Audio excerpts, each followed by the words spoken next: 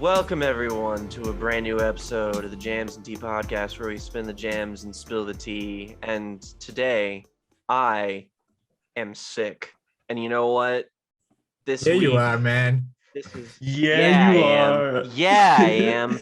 This week is we're gonna do this is the chill Jams and Tea podcast. This is the comforting blanket that you can listen to us.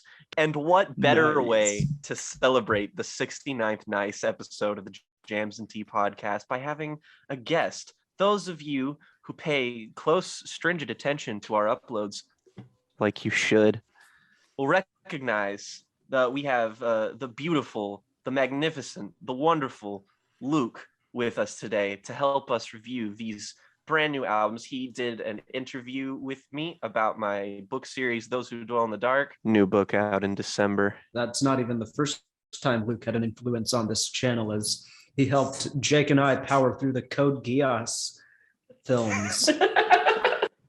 Yes. Look, I forgot about yes. Rubber Gum fans remember that. So we of course are happy to finally welcome them formally onto this podcast as we review two new records like we do every week. Those records in question being the collaborative project between Bruno Mars and Anderson .Paak, their new album Silk Sonic, an evening with Silk Sonic. And we're also gonna be talking about the Aesop Rock and Blockhead project, Garbology. Words, how do they work? I gumbo, you garbo, he, she, Gumbo, she, garbo, garbology, Garbanzo garbo. beans. It's first grade, SpongeBob. We're already starting off strong. I'm so tired. Sorry. Yeah, if you remember, we reviewed Aesop Rock's album last year, Spirit World Field Guide, made it onto our top 10 albums of the year list last year. That's a big deal. And we have a record club this week, which is a big one, a fucking big one, let me tell you, because we're covering another fucking Porcupine Tree album. We are covering Light Bulb Sun, Morgan's recommended album this week, because we want to cover all of the 2000s, at least all of the 2000s Porcupine Tree albums before the release of the new album in June of next year. So we have Light Bulb Sun next on the list to talk about. That's going to be super duper fun. And on the channel, I also, while we're talking about what else is coming out this week, I want to take this moment to not formally announce, but strongly hint at something else that will be coming out in the next week that me and friend of the podcast, Zach, are going to be recording very soon. And all I will say is that if you enjoy the band Animal Collective, or if you have ever enjoyed the band Animal Collective, then you will find our third video of this week, which will most likely be up on Thursday, to be very exciting. But I wonder what the topic of this video is. I mean, who knows? Zoophilia. Why did I say that? I couldn't tell. No. but also we have pumping out great videos. Recently we just put out a video on Taylor Swift's new re-record of her classic album Red. We did a lengthy discussion with me and Jake's girlfriend Rhiannon. Amazing breakdown. We really got into the bottom of that record, and so if you enjoy Taylor Swift and the music of Taylor Swift, then you'll enjoy that video. I'm very proud of it. I know Jake and Rhiannon are as well, so worth checking out. But there is one more thing, though, we must mention before this episode starts, and that's for you people who enjoy my music, Glacier Flower. There is a series of podcasts, Glacier Flower on Glacier Flower, which are coming out. It is Mason and I going over our discography, reviewing it, giving behind the scenes tidbits, as well as just general information. It's a fun, chill discussion. And the day this is uploaded, our retrospective on 20 will also be out. Oh yes. Yes. So if you if you've heard any of Glacier Flower's music, then make sure you jump over to the Glacier Flower channel and subscribe for that. If you haven't had a chance to listen to August and Mason's music yet, the link to their Bandcamp is in the description of every video we make. So use this as an excuse to go and check it out because it's really, really fucking good.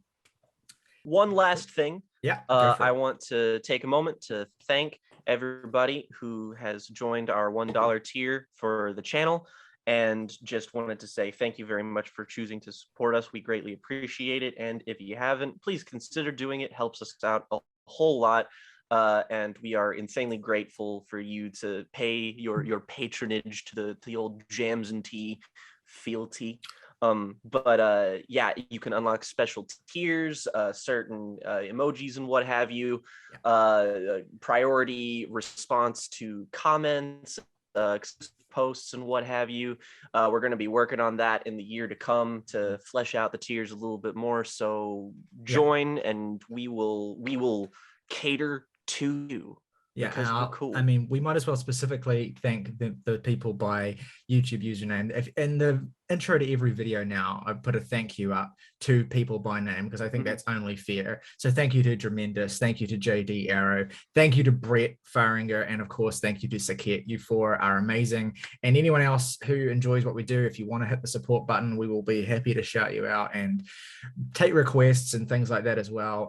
I've been saying for a while that we're going to add stuff to the rewards thing, and we really are. Like, I've been working on creating some more emotes for the chat, and we're of course going to be premiering more videos so that the chat can be used as well. So yeah, lots is in the pipeline. We actually have, even though the year is almost out, we actually have a shitload of stuff planned for even before the year is over. We really do.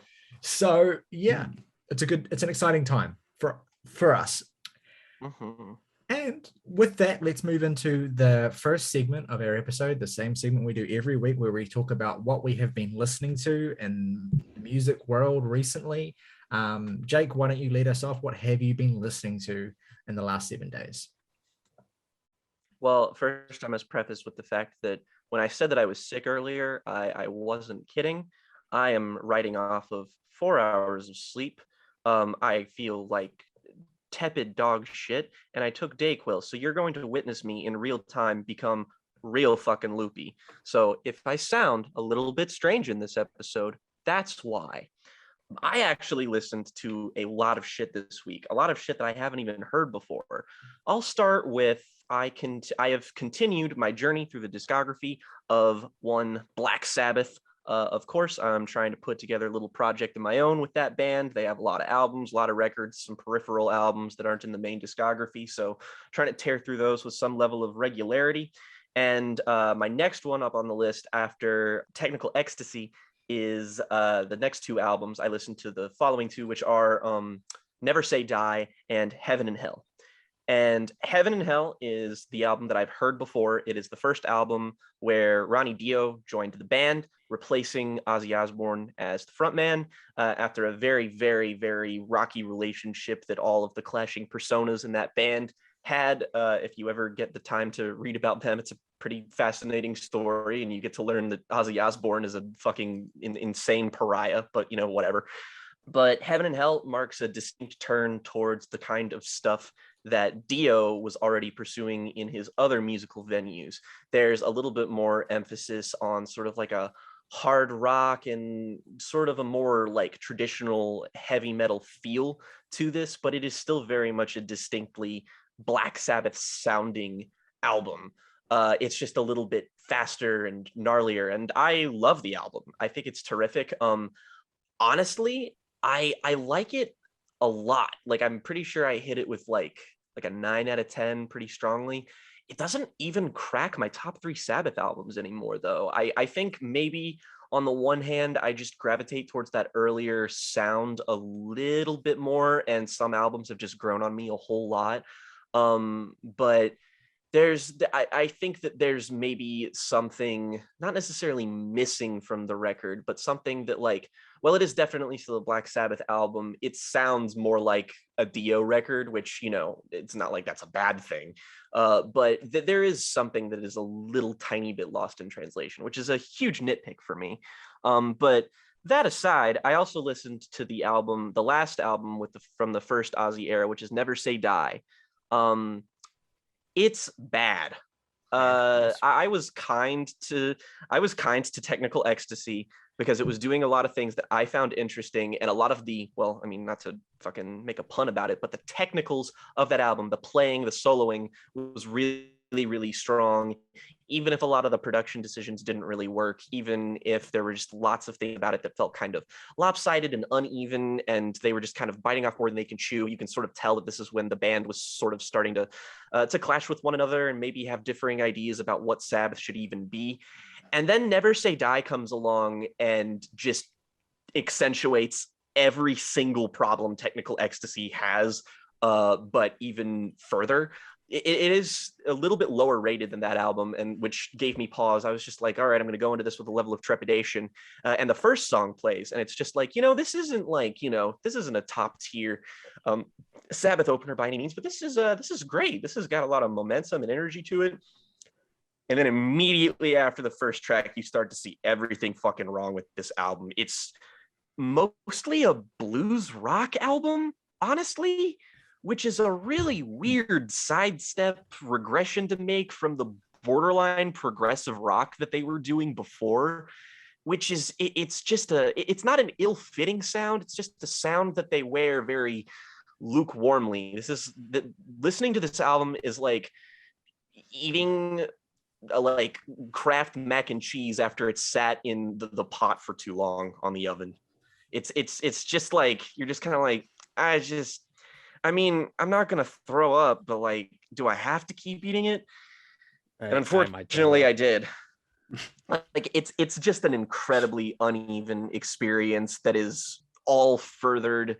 Like, all of its flaws are even more pronounced when you throw all of these really weird, malformed songs together in one album experience. It's not a good time at all. I can't even offer a lukewarm defense of it. Really, there are a couple songs, yes, that I could recommend to Black Sabbath fans, but just in general, it's like, yeah, I'm glad that this era didn't continue for any longer, because otherwise I would have fucking like, ugh, that would have been fucking unbearable. But I also listened to, I can't believe I forgot, but I listened to Mob Rules afterwards, which I can just say everything about Heaven and Hell that I said for Mob Rules. I like that album just a tiny bit less, but that's still to say it's great. And afterwards, I have the Dark Age of all of the albums to look forward to. Can't wait to get to Born Again and Cross Purposes, and oh god. What's weird about Never Say Die too is that, like, the bluesy parts of it, Tyler, this is actually the best way I can describe this album, Never Say Die, is this is Black Sabbath trying to make a Steely Dan album. And no, yes, the exact, like, your visceral reaction to that is just like, it's they do like borderline soft rock on songs like Air Dance, which is maybe my least favorite Black Sabbath song so far, which is just this tepid, toothless blech of a song. It's terrible. And then there's also songs on there like Johnny Blade, which are just absolutely fucking anodyne and repetitive. And it's just Black Sabbath's it's so fucking yacht rock era. It's yes. I'm so glad it was just an album and not a full era, because God, that was something else. And I have been assured by many people and many aggregate sites that they have worse albums. Ozzy gets really into moo chords. Steely Dan fans will know. I don't want it. That doesn't sound like two things that should really go together. Probably like not. I haven't listened to a lot of Black Sabbath in my time, but like I do not associate in any way with the Steely Dan sound. No, but like they invented heavy metal and they made soft rock. To a certain extent you do. Like I have some sympathy, because like you're again, like you say, the progenitors of heavy metal, and a band that have existed for 50 years, and like you have to develop and change and move away from where you began in some ways. And so I imagine a group of musicians who are like clearly trying to figure out the way to do that would tap into what they could do the best. And obviously they made some poor decisions, and obviously they really realized the limits of what they could do, but it could have been a lot worse. Like I presume they never had a disco era or a house era or like an electro era. So Nope, thankfully. we can be thankful for Did small process. did they have a sex funk period? Oh, if only, to be honest. Like, come on. That would be the worst album of all time. Oh man, if only. Um, on a note of much better music, I knocked out two like huge canon all-time greatest albums ever listens this week. First of which being Simon and Garfunkel's Bridge Over Troubled Water.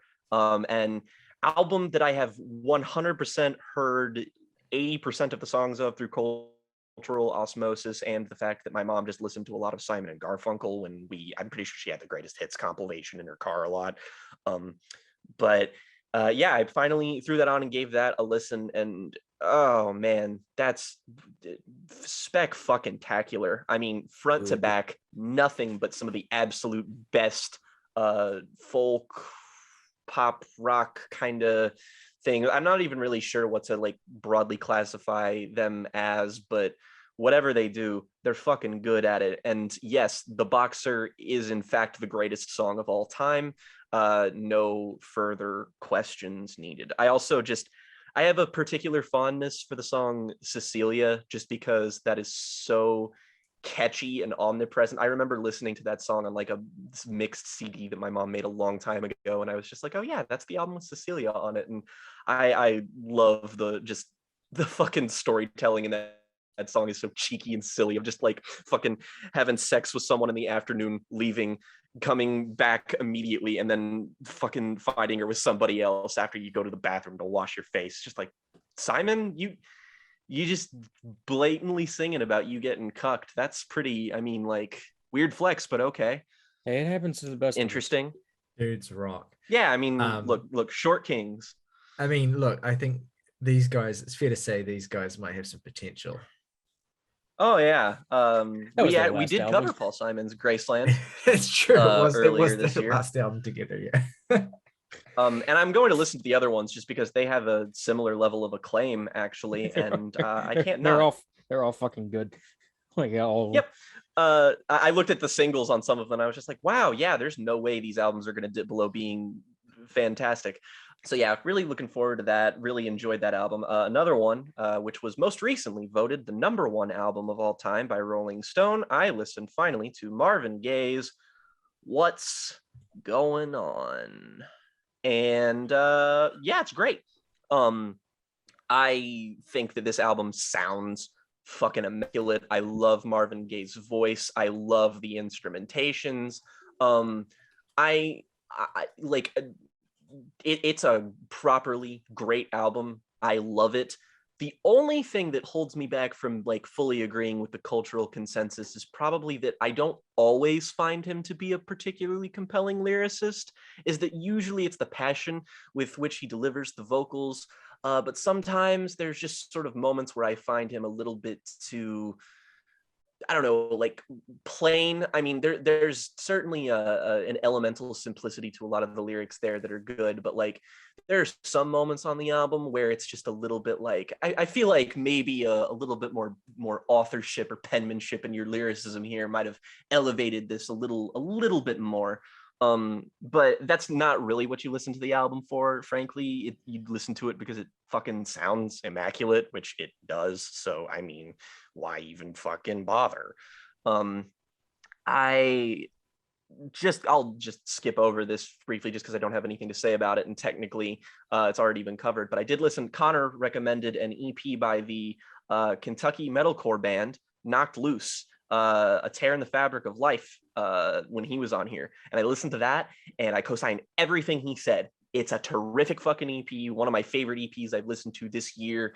Absolutely brutal, fucking like just like a genuinely disturbing piece of music at times. Like there's just an atmosphere there that feels very cinematic, and like the bits in between the songs, there's a part where they sort of like it's like a narrative, it's like a concept album in many respects, but like there's a part where like it's the whole thing is that it's about a guy who gets into a car crash and he survives, but his love interest, his wife, dies, and it's like him losing his mind and grieving. And there's a part where it sort of recounts the car crash, and the Beach Boys God Only Knows plays, and it's so fucking eerie. Like, it's very good. Highly recommend if you're into that kind of shit. And I guess okay. I listened to 2 heavy metal albums that I really enjoyed. One of which being Judas Priest, Defenders of the Faith.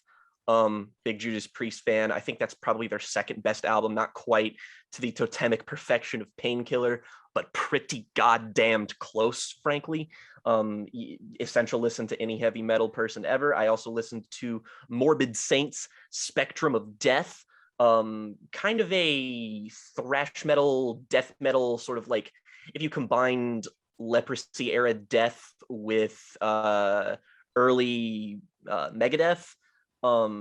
That's about where that would come in. I think that the album is a bit too derivative of its influences, perhaps, but it's very enjoyable. If you're a metalhead, you owe yourself to listen to that. But those are 2 really good things. But the real thing I want to cap this off with is that for whatever reason, I don't really know why, I listened to an album that the consensus of which is that it's a particularly weak entry in this artist's discography. And I will have to come to bat for it. That being Björk's album Utopia, her most recent. Yes, and get on the train. When I saw that had a 3.2 on Rate Your Music, I was like, are you fucking serious? Like, really? I genuinely, like, granted, I am not as into Björk as I should be. I need to go back and listen to all her records properly. That being said, I've heard basically all of them, save for, I think, Debut and Volta. But as it stands right now, this is one of my favorite Björk albums.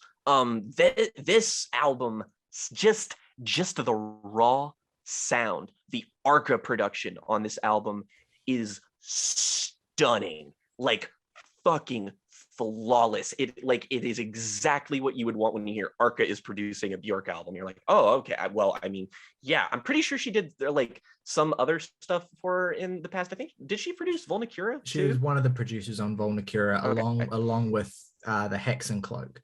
But yeah, they've worked together sense. extensively, and very much influenced each other in a lot of ways.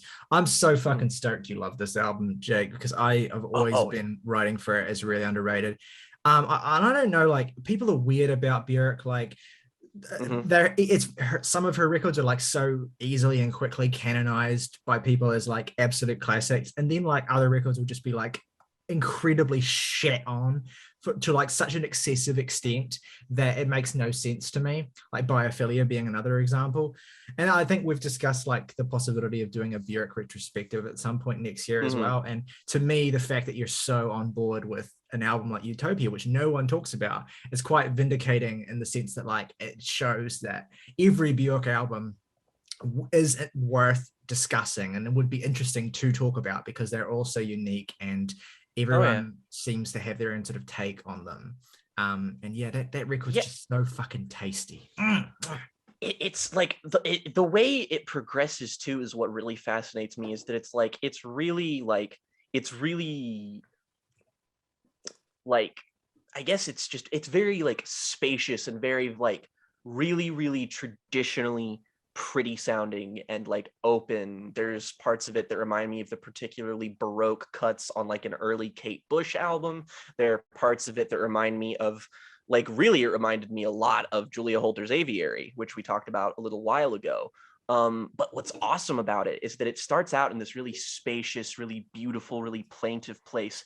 And it's like her sort of meditating on like love and the difficulties of relationships and like divorce and like all of this really like interesting stuff. And the more fractured it becomes and the more like the deeper the descent goes, the glitchier the album gets. And it gets like near the middle third, to like the final third of the album, it gets like fucking unbearable at points. It's just like so heavy and distorted and glitchy, and it just like oppresses you in it. And then in that kind of like final third, it drags you back out of it and sort of puts you back into the plaintiveness of the first third. And I love that. I think that's super awesome. I love that. I found it like really, really compelling. Like I think I enjoy that about as much as I enjoy Medulla. Why did I pronounce it like I was Saoirse without the accent? That was weird. But I'd put those albums on like the same level for being like my favorite projects from her. It's really, really fascinating. Yeah, I can't imagine why people would write it off. It's just like, it's an exercise in her taking the most extreme elements of her sound, like the most beautiful and ponderous parts of her sound, but also the most abrasive and claustrophobic parts, and combining them in a really, really unique and really, really cool way. So yeah, I mean, like the only problem with the album is that it's, say it with me, kids, it's just a little too fucking long. But that said, I didn't not enjoy any of it. So yeah, it'll appeal, I think, like if you're the kind of person who enjoys like, you know, Björk in sort of real sharp sort of songwriter mode, like really kind of concise and pared back, and you probably won't enjoy Utopia as much. But if you're the kind of person who enjoys records that really like create a sonic landscape and let you just kind of bathe in it and like drift off through it, but continue to kind of like do things within it to keep it, you know, lively, then I think you'll really enjoy Utopia. Like it is a bit too long, and I think that people go a little too harsh on it for that reason. But it ultimately, like when you're treating it less as a series of songs and more as this kind of like drifting, floating experience, then you know it's you know it's classic Björk, really. Absolutely, 100% agree. Alrighty, August, what have you been listening to? Man. Yes. So, you know, I didn't listen to a lot this week. Busy week. Week before Thanksgiving. So I've had a lot. Every teacher decided, hey, let's give all our students a million assignments so they can not enjoy themselves.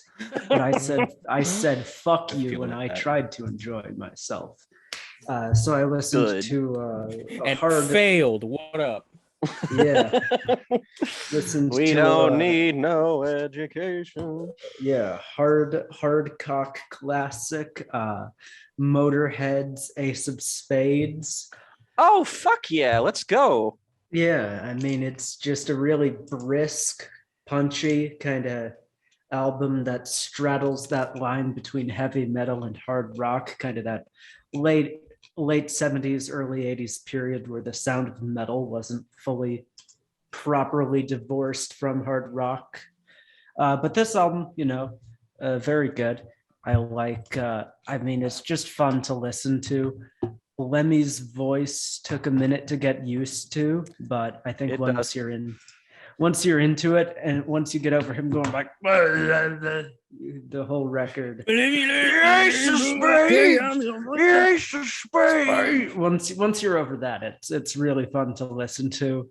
Bar one notable song, which I will not be naming because if you know this record, you're aware of the 3 minutes and 31 seconds where it becomes morbidly uncomfortable. August, you need to listen to, like, as the podcast's resident Motorhead fan, I know they have a bajillion fucking albums, but first of all, basically all but like 2 of them are great. 2, you need to listen to the more progressive Motorhead albums like 1916, albums like Orgasmatron. Yes, they have an album called Orgasmatron, and it fucking rules. I love listen to those cover. Oh, it's so fucking awesome. That's so dumb. So cool. Yeah, you need to listen to those. I think you'll really, really like them. And like Ace of Spades is good, but I've never been of the consensus that it's not top 5 Motorhead for me. There's a lot of other albums that people just overlook in favor of that one, and nah. I mean, I hate to say it, but if this is top 5, that's a little, like, if this is like their best, that's a tad depressing because it's definitely well done. Firmly B tier Motorhead. It is not peak of the form, I don't feel, but you know, good stuff. They what interests me about Motorhead, and I say this again as someone who still has yet to hear a Motorhead album, is that for a band that seemed to have like a shtick that you would feel like would be kind of fairly limited and wouldn't have like a lot of, permutations or possibilities. They have had a really like lengthy and consistently well-received career. Like they have done incredibly well across 40 plus years. And obviously, Lemmy's death is tragic, but we can imagine that would have only continued. They seem like a really fascinating band. I really need to just kind of put the boot up my ass and listen to them. Yeah, one of the most consistent metal acts basically ever, if you ask me. Yeah, but that's some good stuff. Really, the only other thing I spent any time listening to this week was I'm taken from Jake and listening to an all-time classic here. Bob Dylan's Highway 61 Revisited. Yeah. I haven't listened to the original Highway 61, so I don't know if this is an essential sequel. But For fuck's sake. this album, it's just... I had previously heard Bringing It All Back Home, and I think this is a considerable step up in terms of just consistency of songwriting, quality, and just instrumentals altogether. Like I adore some of the really blues rock, folk rock kind of cuts. Those are all really universally fun. I mean, like a Rolling Stone, even with some of the weird editing in that song and all, it's just one of the best things ever. How does it feel To be on your own? complete unknown? Like a rolling stone. Moon's not yellow, it's chicken. That part's great. This sounds like it's just like slowly becoming a Beatles impression. Yeah, I mean, You're not far off. yeah. Fair point. Fair play for It's Cuba. a hard day's night. I've been sleeping like a log. Amazing album. I can't even say with any certainty that it would be one of my top 3 Dylan records. Yes. I mean, Stellar fucking musician. I mean, no shit. dude You just don't need had me to tell you heaters. that. Yeah. And well, I he's a foresee a stellar Blood on the writer. Tracks listen soon. I mean, I want to listen to more Dylan stuff. Yeah, I mean, I can't give you any kind of like cool underground recs because his best records are just literally the ones that are the most beloved. Like, Blood on the Tracks and Blonde on Blonde, I think you'd have a pretty good chance of enjoying. They are, well, Blonde on Blonde specifically is like that's a much kind of denser and stranger and longer and record that could potentially put you off in some ways, but also it has just like some of his most amazing and bold songwriting. Like what I love about Dylan is that he never stopped being weird, even when he was kind of like past his peak relevance period. Like he kept doing weird shit and tweaking his formula and experimenting. So I think that at the very least you'll appreciate that about him. And then he would just come along in the middle of like completely barren stretches of his career, and he would make a record like Blood on the Tracks or Time Out of Mind, where it's just like he's just like on 10 out of nowhere, and crafting not only some of his best lyrics but some of the best melodies that he's ever written as well. Like it's just it's witchcraft. Yeah.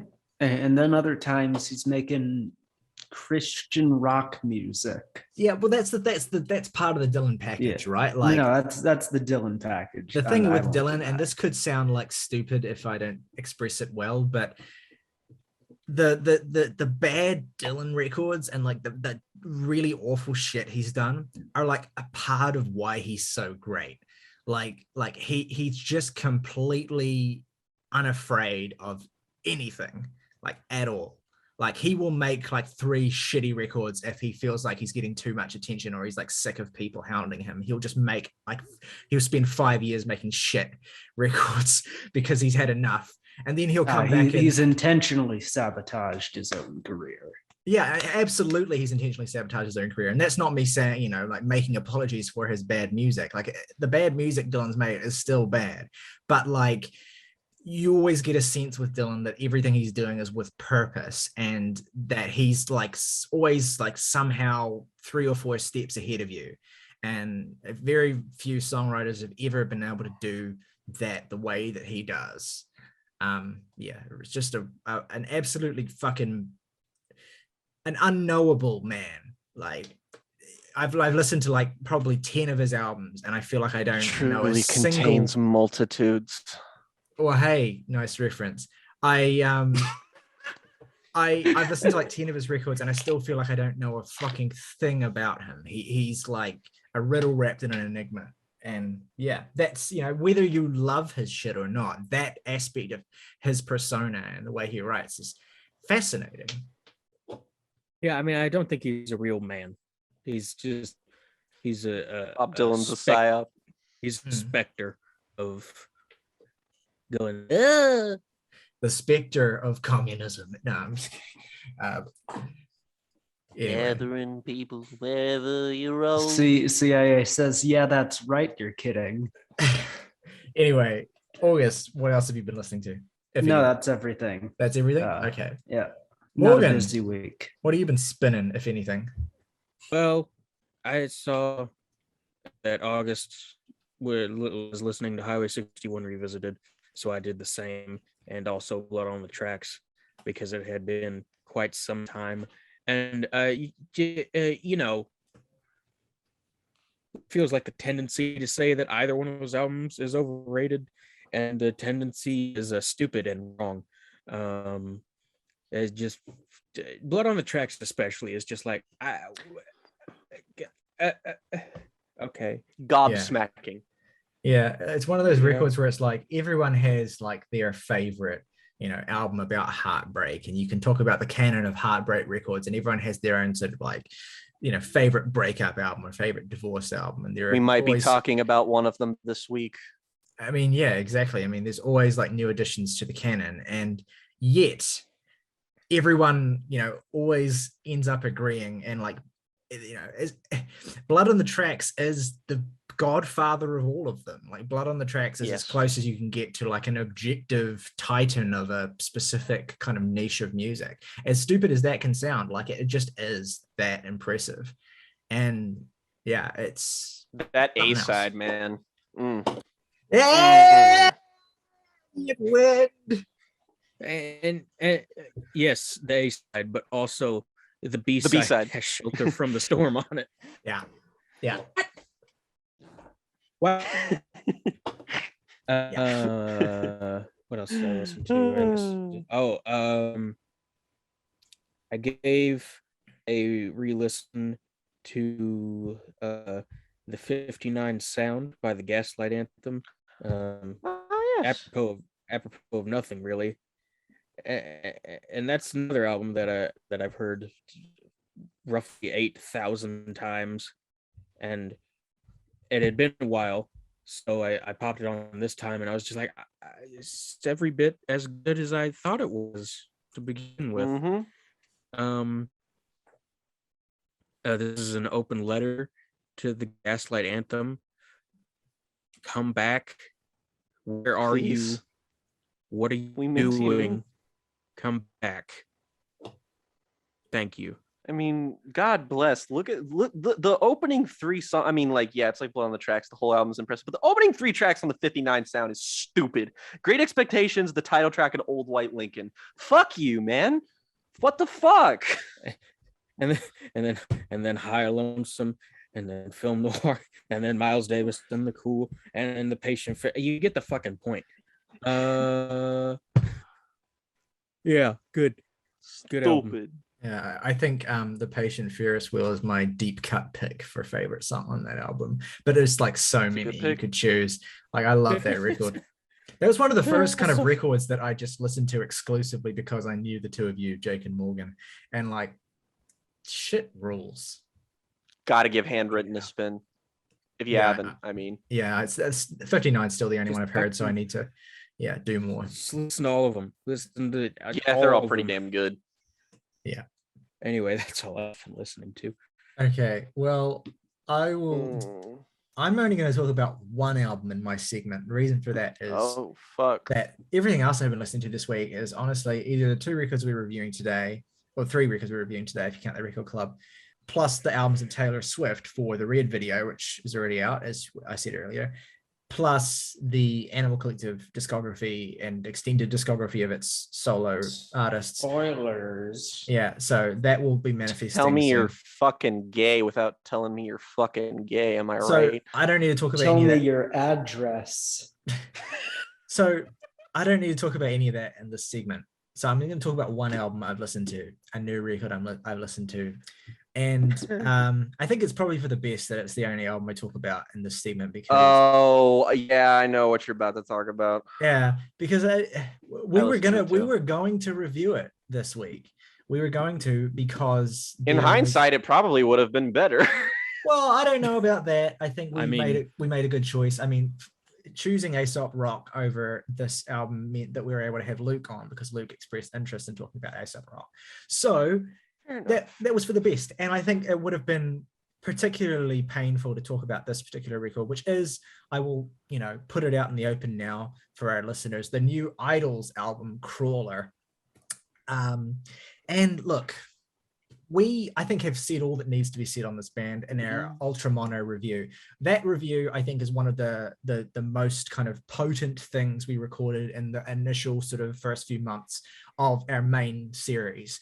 Like, because it's such not only is it like, just one of those kind of like thunderous pans from all of us, I think it brought out a lot of, what makes us, good at talking about music in all of our different ways, and allowed us to kind of discuss a band that most of us had really enjoyed in the past and had to now reflect on how that band was changing, but also how our relationship with their earlier music and our relationship with the kind of person we are when we really enjoy that earlier music, and our relationship with what we want out of punk or whatever kind of music it is. It's a really interesting kind of like psychological thing.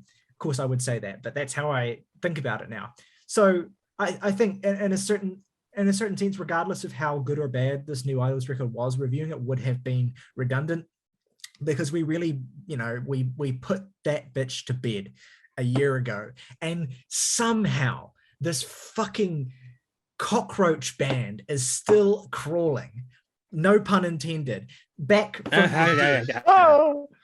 from the dead to assert itself again and again. And look, what really hurt this time was that I wanted to like this new Idols record, and there were a lot of reasons, leading up to it, that I was optimistic about it, because the band spoke quite candidly about regretting a lot of aspects of Ultra Mono, and thinking like, now that we have some distance from that, when we think about that album, it showcases a lot of anger and negativity that we kind of don't feel like we want to really reflect us as a band, and kind of didn't result in some of our strongest material, and them showing kind of regret and compunction for that album.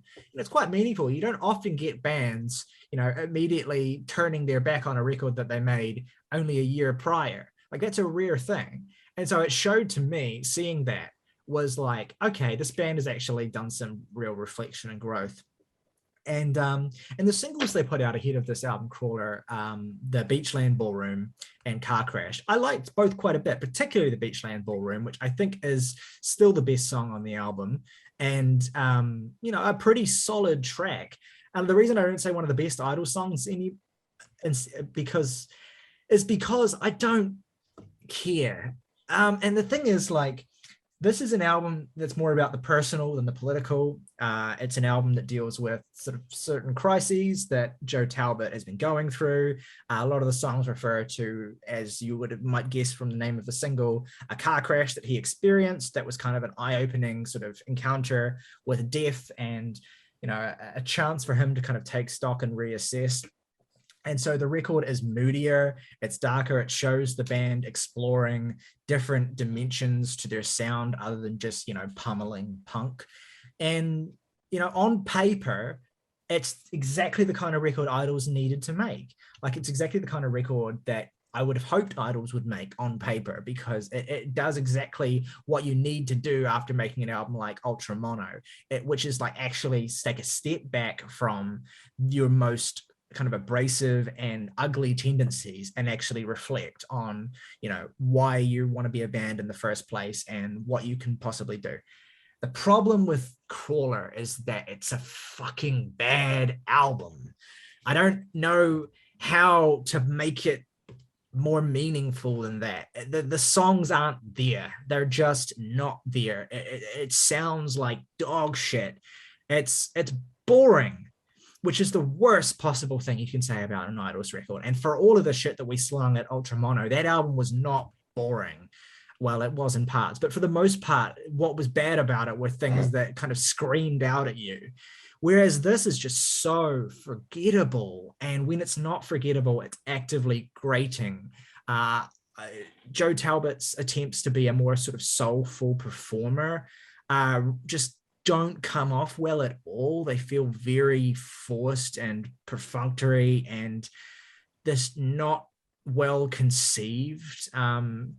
The band as well, like particularly their guitarist, who has always been their strongest musical asset, is like not doing the things that he's best at all, and it feels like a really aimless noodling record. It has way too many songs on it. It has weird thrown away experiments on it. It has slow building tracks like the opener that just go absolutely nowhere. It's the most anonymous, dull record. And I mean, whatever we're going to say about the albums we have to review today, and we've kind of joked before the podcast that, they're good records, but we're worried we won't have a huge amount to say. I promise you, if we had been reviewing Idols this week, it would have been an absolute nightmare, because there's nothing. There's not a single thing to even comment on with this album. It's just completely anonymous, and it has none of the, or very few of the things that you would hope for from this band. Like I will say, that song Beachland Ballroom is pretty good. Like that's a pretty good song. Talbot's vocal on that is, it's more expressive, and it's genuinely different from the band in a way that works. But it's such an outlier on this album. I mean, so much of it is just NyQuil. Like it's just not there. And it's a real shame. I think that, it's definitely like a band reacting against, quite violently against, the last thing that they did as a way of kind of like asserting, their versatility. But it's such a reactionary album in terms of like a meta reactionary album for them as a band, that it just completely collapses under its own weight. So it's a real shame. I mean, yeah, it's not as like actively grating as Ultra Mono, of course, but I've made this clear in the past. In many ways, I dislike albums more that don't do a thing than do something really awful and bad, but do it in a way that kind of is just in your face. So in that sense, I think that Crawler is actually the worst album Idols have made yet. As far as I'm concerned. I know other people will see it differently, and that's fine. But just in terms of, for me, it's like Ultra Mono, I came away from Ultra Mono with lots of things to say, and it resulted in one of our best segments ever. But Crawler is like, it's almost like the band want to be as unconversational or like untalkaboutable as possible, so that people just stop talking about them, but they have an excuse to keep touring or whatever. Like it's just a really tragic failure of an album. And like, I know some people are really, really enjoying it, and I'm happy for them, and I don't hold it against them. And I wish that I could hear in that album what some people who, genuinely dislike the last album, but like this record are hearing. I'm sure, it's just, I feel, and I promise I'll wrap this up because I've been going for a while, but like what it boils down to is, I decided, I wanted to give Idols another chance because I was so harsh on their last record. And I mean, and it hits and hurts extra when you're like, when you're being generous and you're giving this band another shot and you want them to do well, and they just fucking don't. So I think I'm done with Idols now. Like, I mean, really properly done. I think I don't even know if I'll even bother with their future records, because, I mean, I don't have room for them in my life anymore. And that's, maybe the saddest thing that you could possibly say. Anyway. I kind of thought it was okay. Well done. I mean, honest to God, I can't even I don't really disagree with anything he said. I was just kind of like, that was fine, I guess. It didn't make me want to kill myself. So it's probably better than Ultramono. I mean, yeah, you know what? You're right. I did not listen. Oh yeah, no, of course you didn't. Yeah, you're a smart man. I had no reason to. It's like idols, more like whitles. More like white. Okay, so first thing I want to say, just to kind of comment off of the album that you were just talking about. Yeah, I literally know nothing about idols, and I thought for a second you were talking about the director of The Last Black Man in San Francisco when you said Joe Talbot. So it tells you how much I know about this. You don't want to know how brain damaged I am this week, Lou? Is because when I was doing extensive research on Taylor Swift, I saw that she was her long-term partner. Her long-term partner's name is Joe Alwyn, and I was so fucking brain damaged that I'm like, wait. What? Is Taylor Swift engaged to the Idols guy? And I was just so fucking dead. What a cover album, Ultramono from Taylor Swift. That's a permutation of the parallel universe theory that I would not like to explore any further. So, Luke, why don't you tell us what you've listened to? Alrighty, so I've got a decent amount of stuff that I could talk about. The one thing I want to bring up first is actually just a shout out to a friend of mine who has been making music recently, Chocolate Sauce. It's chocolate sauce, but with S instead of C. And they made an album recently with a group called Husk Recordings that is ostensibly kind of a mashup album, sort of, like the Neil Cicerega sort of style of things. And I don't know how to even say it. I'll spell out it and then I'll attempt to actually say the name of the title, but it's PPSSTTCCHHKK. So I'm assuming it's so I'm assuming it's but it's ostensibly a kind of comedy mashup album, sort of similar to a Neil Cicerega sort of thing, and it's great. I would absolutely recommend it. There's an entire song that uses fucking the audio clip of Hank Hill saying, "Do I look like I know what a JPEG is?" And it gave me it's all toilet noises. Joy. Something I've been listening to a lot of, kind of miscellaneous, nothing specific, is a lot of electro funk music from Turkey, essentially. And I bring that up just because I've been writing a script that has something along those lines in the script as of right now for a class, and I've just been like, oh, this gave me some good inspiration for this, but it's really wonderful. And I mostly specifically Alton Gun, if you have listened to any of their music, is great stuff. Is electro funk quite big in Turkey, Luke? I would not know. I literally only found this on a compilation thing on YouTube, and I was like, this is great. But it could be. Because we don't obviously get a lot of insights into music culture in places that aren't super Western. So it's always fascinating to get an insight into, what's fashionable or what niches different parts of the world have gotten really into. And so when you see electro funk from Turkey, I'm like, that sounds fucking interesting. Yeah, no, that's what it is. That's the only thing that it actually is. Just fucking gobbling sounds. And the other things that I've been kind of listening to that I don't really have a whole lot to say that are more specific are, I recently listened to Low End Theory by A Tribe Called Quest, which... Fuck yeah. Really great stuff. I am very much not in the know-how of A Tribe Called Quest, so this was more or less the closest, I guess, to a proper introduction. And yes, wonderful, just amazing stuff. It is nothing but bangers Mhm. back and forth. We may or may not have a video on that album that I will try to remember and I'll link to in the description below. It is a very good entry into the world of Tribe Called Quest and a really good entry into the world of 90s jazz hop anyway. So yeah, definitely keep exploring from there because there's a lot of great and really like vibey shit to uncover.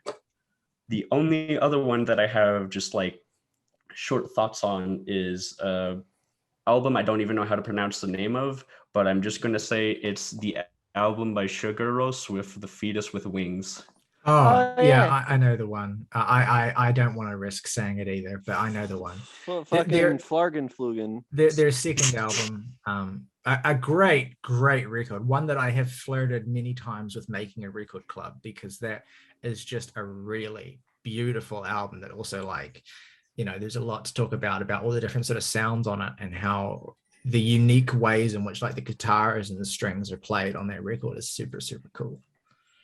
Yeah, absolutely. No, it's like I especially just like that kind of, not even just like the instruments that they're using, but just like how they process it and that like very wavy, misty quality that kind of permeates throughout most of it. Because like most of the songs are very long, but like when you listen to it, you're like, oh, I know why they want you to kind of just marinate in that soundscape.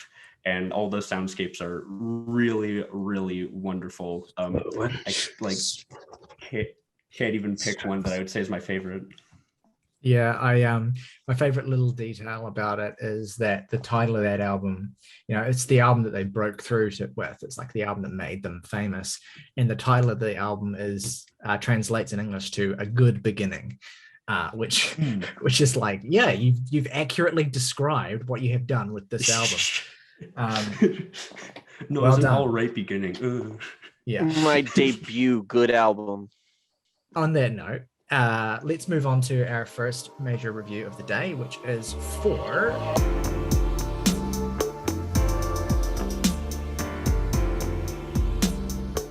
I think it's fair to say that An Evening with Silk Sonic, Bruno Mars, Anderson .Paak, one of the most anticipated albums of the year, and feverishly anticipated, I would say.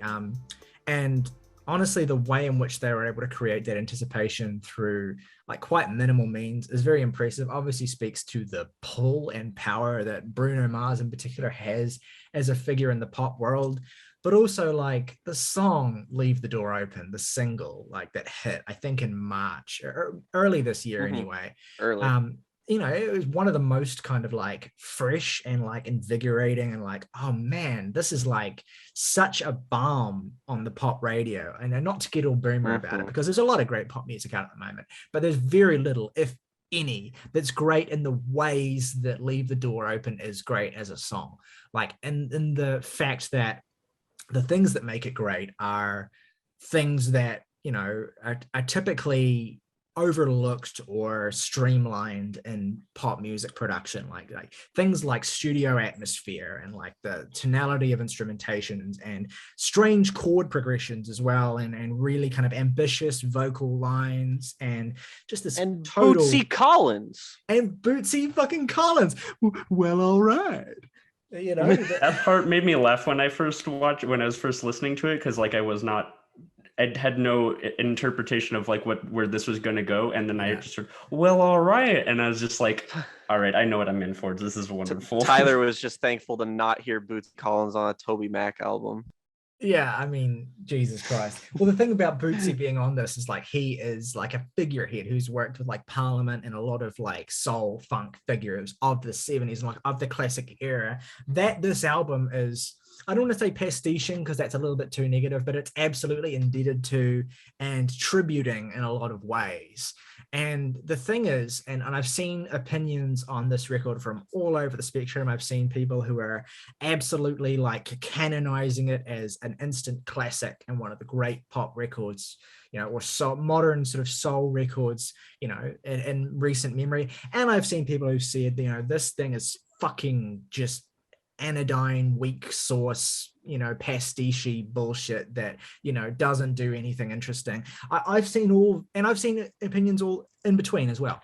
And the thing is that a lot of whether it's mindless praise or whether it's like dogpiling because of a perceived, lack of originality or whatever, a lot of people miss the biggest achievement of this record, which is how like clearly passionate Bruno and Anderson are about the music that they're taking influence from, the music that they are, paying homage to. It's not.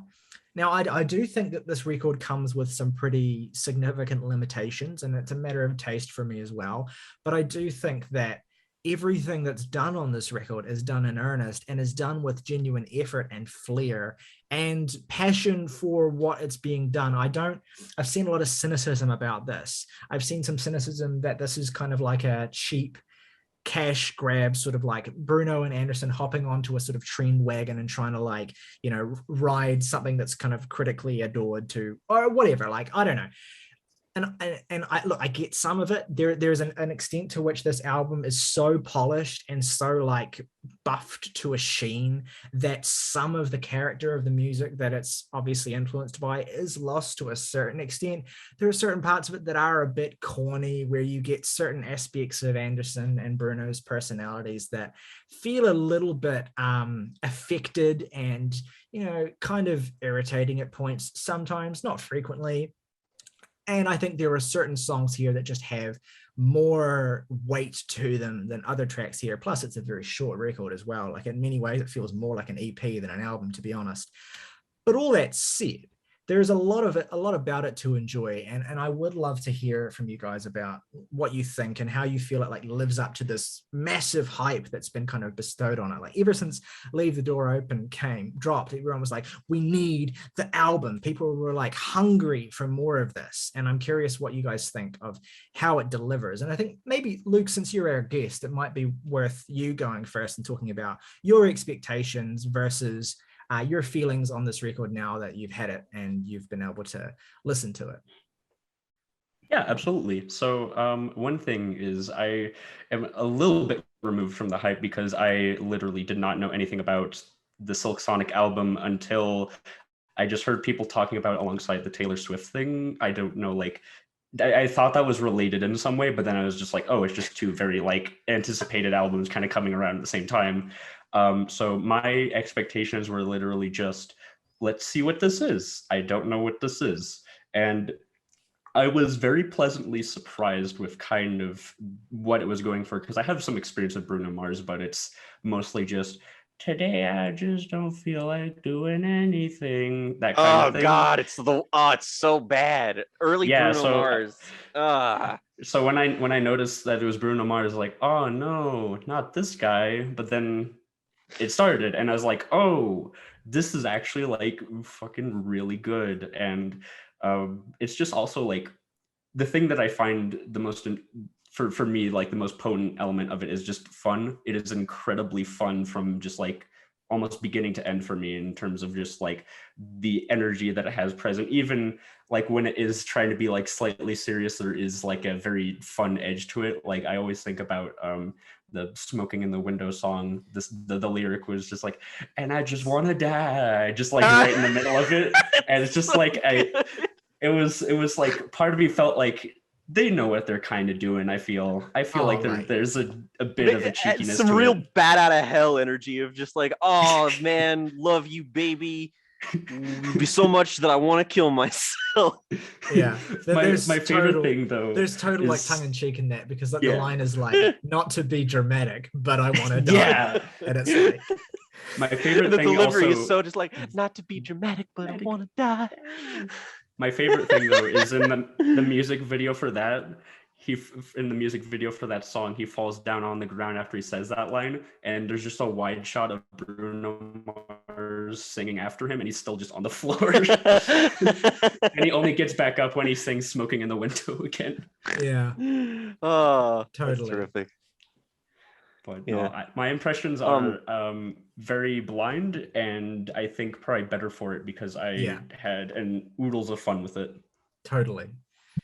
I think that a lot of what makes this project attractive to people is sort of the combination of Anderson and Bruno. Like once that came out, like before you even put on that single, you're like, yes, this makes so much sense.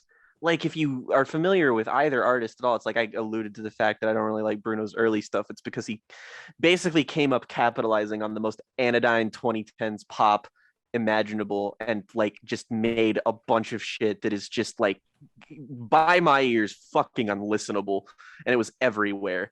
And then he started doing, and I don't say this to like demean him or anything, but like Bruno is really good at pastiches. Like he's that's just where he's found his sort of, that like after Uptown Funk, I think there was sort of like a pivot in his career where he was just like, hey, I'm really good at aping James Brown. Might as well do that. And you know what? If you can get by on doing that, then kudos to you, because there's nothing out there like that right now, and we need somebody to fill it. And then you have an album like the 24 Karat Magic, which I don't think is a great album or anything, but it's filled with plenty of really fun, really bright, really upbeat songs that are just really fun and nice to listen to. And then when you have the added alchemy of Anderson .Paak, who has a little bit more weight in the more like online music community. He's somebody with a little bit more cred, and he's somebody who's like, he's got that whole neo soul thing going. He's collaborated with tons of people before.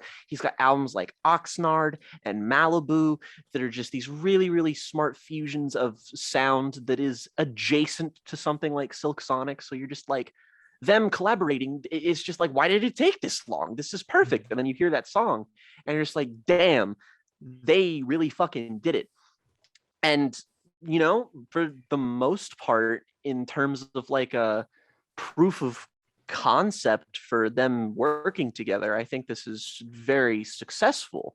I do have my reservations with it. I do think that it is broadly, Luke said, it's fun the whole way through. It's fun and it's brisk. Those are the two things about it. It's 30 minutes long, which I'm not really going to complain about, because frankly, that's kind of ideal for what they're going for here.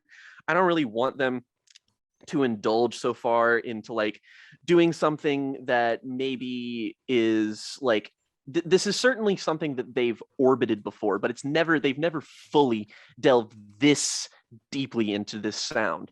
And I feel like if they stretched it out to something that was a little bit more full length, 40-50 minutes, then they would spread themselves way too thin.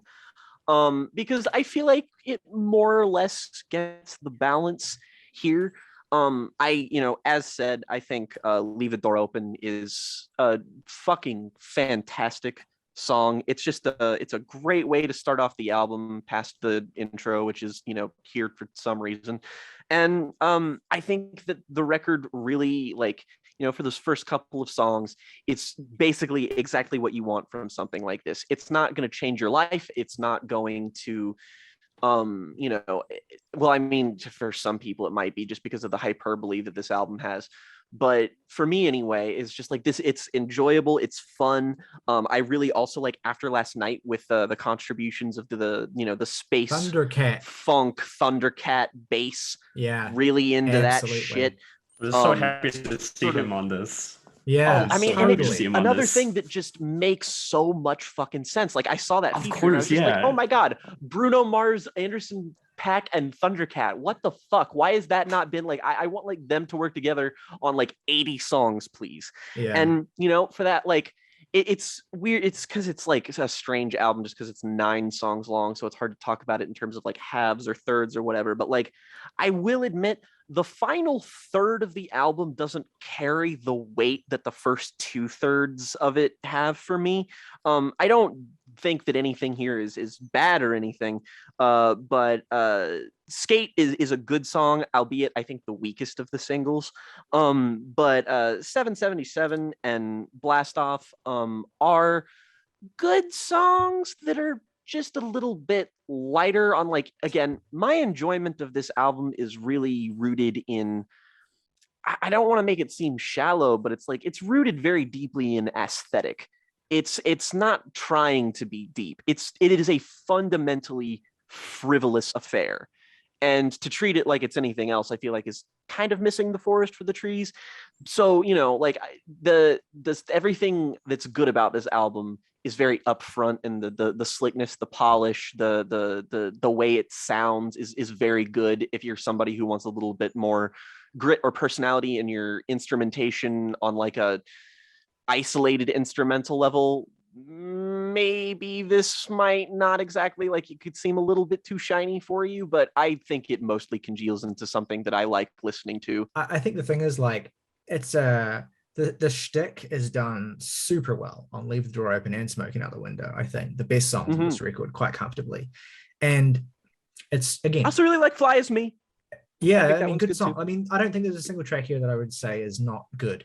The thing is, though, the shtick's done really well, but it's just that one sort of shtick, and that's not necessarily a problem. Again, I think this is a good project, but it is maybe a little more two-dimensional in terms of what Bruno and Anderson are doing, which has a strange limitation because the music is so three-dimensional. Like, the music is so kind of luxurious and layered, and there's a lot going on in these songs, and each track gives you like plenty to take in musically, and it's quite like beautifully produced. And again, like I said, some of the chord changes on these tracks, like Blast Off in particular at the end, really kind of quite creative stuff. Like, none of this feels like they're taking the easy route on this project necessarily. Like, there's genuine creativity and verve being put into this, but it does feel like it hits up against certain limitations of Bruno and Anderson as artists, and within this niche anyway. And the thing is, like, I went back and listened to 24K Magic earlier this week because I wanted to get a sort of reference point. And the thing about that is, like, that record's generally celebrated now as kind of Bruno's best sort of front to back album in terms of like his most musically interesting and accomplished, and it has some great singles as well. And to me, like, that album is just as good as this record is. I don't think that there's much a gap between these two records at all. And yet this record has, what is it, a fucking 3.84 on Rate Your Music. Currently the second highest ranked album of the year on their album year list. And 24K. Whoa. And 24K Magic has a 3.20. And I'm like, the difference between those two records is not quality. I mean, yeah, this is Silk Sonic is admittedly like a bit lusher and there's a bit more happening, but like fundamentally they're very similar albums. And the difference, I can't account for the difference in the way in which people are perceiving these two records, or have rated or perceived these two records, because they're doing very similar things. And so I think the success of what Anderson and Bruno have done here is a success of marketing in a lot of senses, like really focusing their energy and efforts into like really propulsive and beautiful and well-produced singles, and creating an air of mystique around the project as well, this collaboration with this new name, will there, won't there be an album? And look, that whole cycle of these songs and kind of the mystery of Silk Sonic, I think it was really exciting and really cool, and those songs do still hold up. But ultimately, there's almost something deflating about the album itself in comparison to all of that sort of build up and mystique and the kind of mysterious energy of these songs themselves. And then when you get this kind of like 30-minute sort of slab of this music, it's kind of like takes some of the magic out of the lead up to this record. And that, I know there's probably people who love this record out there who think that sounds, what I'm saying right now is stupid, but and I can't necessarily take that away from you, but there is something I think about this project now that we have it, that it's like it's a little like that's it a little bit.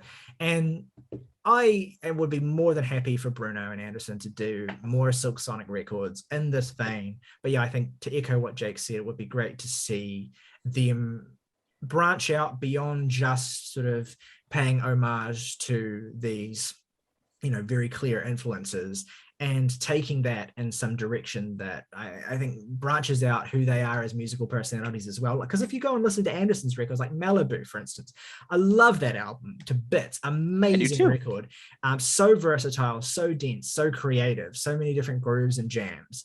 And I want to see some of that energy in what Bruno and Anderson are doing here, I guess.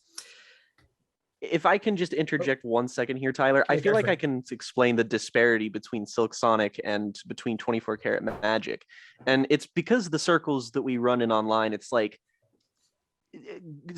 I could be just, saying shit and just being like really pessimistic about this or not charitable enough, but like I think Anderson's pedigree has a lot to do with that. I think a lot of people online sort of still have a certain image of Bruno in their head, and that Anderson's sort of credibility to the project that he adds is like mentally, I think people go like, oh, well, it's okay to enjoy this now. Yeah, it's like totally a because cred thing. fundamentally, like he's still like a pop artist, and pop artists on Rate Your Music, they don't do well at all. They've got to have and then you have this is exactly a point I was thinking about, because Bruno Mars sucks ass and everyone knows it. And it baffled me the like lead up to this album, because like, what, Bruno Mars, people are taking this seriously now? So I did find that exceptionally confusing, because it does feel to a degree like a bit of a clout, like indie cred thing, because of Paak's name attached. He's definitely to this had album. a bit of a comeback, but I definitely think there's still a kernel of truth there, in that it's like when you hear that, it's just like, oh, the Uptown Funk guy. So your inherent music nerd bone, your kind of hindbrain is just kind of like, oh, well, I don't want to take him seriously. Well, yeah, but the thing is, like, I'm not quite that cynical about it. Like, the thing is, like, Uptown Funk was, I am, and that's fair, honestly. There's lots of reasons to be cynical, but Uptown Funk was a smash hit pop song that was also critically very well received. Everyone loved that track. I mean, I think it's a great single still to this day. I think it is a great awesome song. Hasn't even really suffered from overplay for me. I could understand if it has for others. No. And so I think everything that Bruno's done since then, I mean, let's not forget that wasn't even his song. That was Mark Ronson's song that Bruno brought on. And it was a masterful decision, because Mark obviously saw it in Bruno and in Bruno's performance style, what the strongest attributes of that were. And it wasn't singing weepy kind of like love ballads like Grenade or Marry You. It wasn't doing that shit. It was actually leaning into the, James Brown influenced funk soul stuff.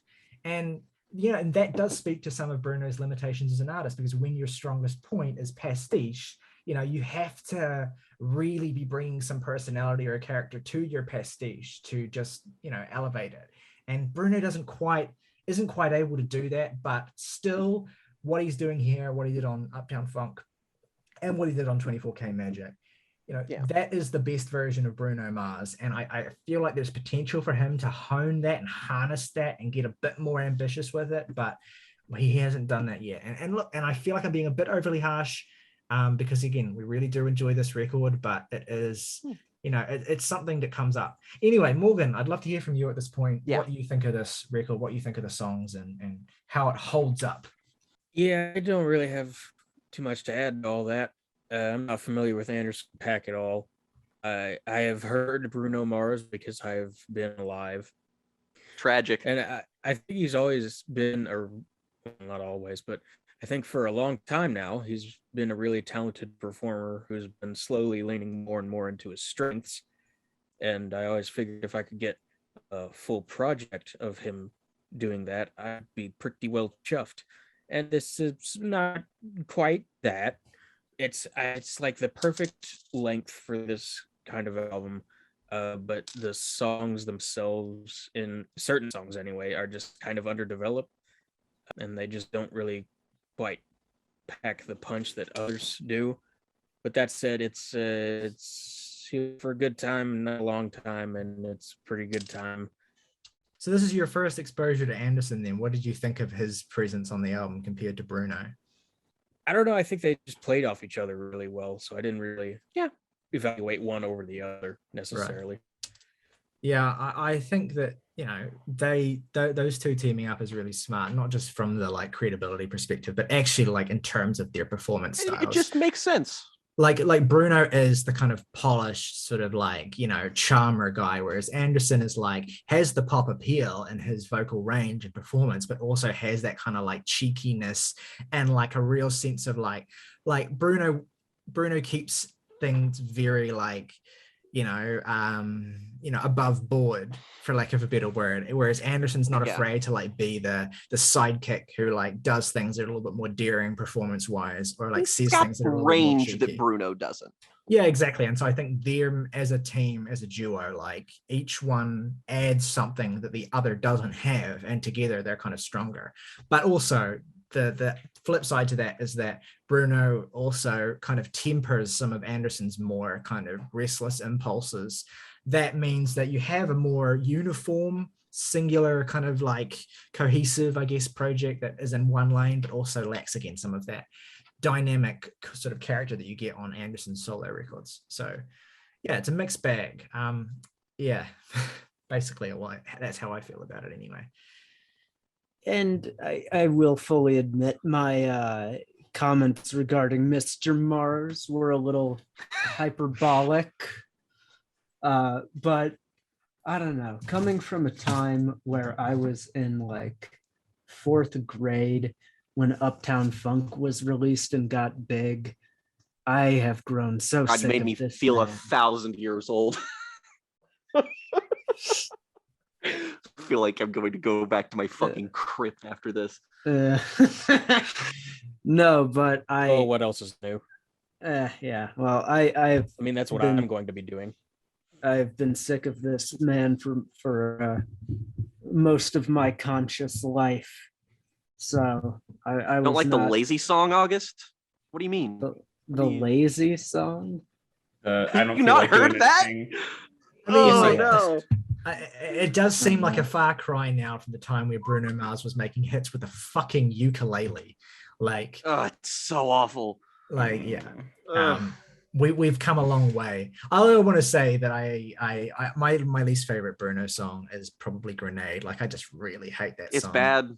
It's It's bad.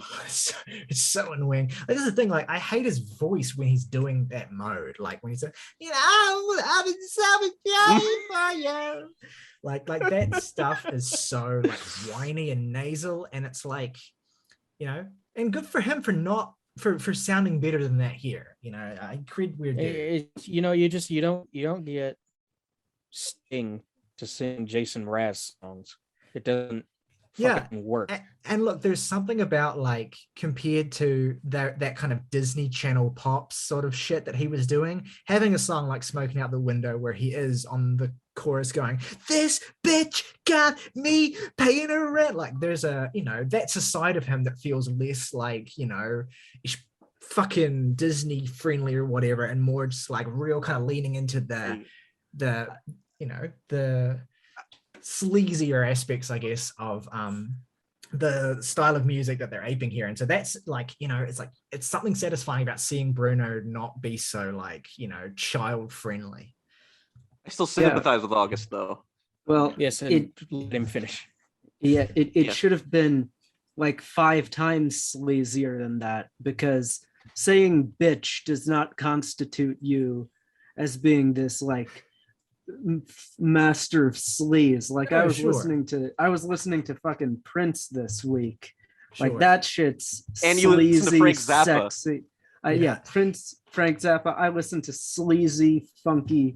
Sure, shit. yeah. I was just talking about like no. for someone like Bruno Mars. It is for refreshing. someone like Bruno Mars, sure, but that doesn't, constitute just this like celebration of it. Point being, I think the singles here are okay. It kind of feels like a singles album to me, and not a whole lot else. A lot of the deep cuts are, to me, extremely forgettable. I thought Put on a Smile wasn't horrible, but the rest of them kind of went into the codex shredder at the back of my cerebral cortex. But no, I mean, I've expressed most of my grievances with this, and I mean, it's great aesthetically. I think like you say, Jake, brisk runtime of it, it's what it needs to be.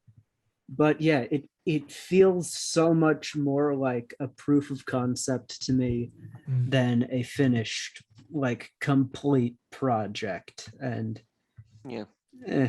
so be it.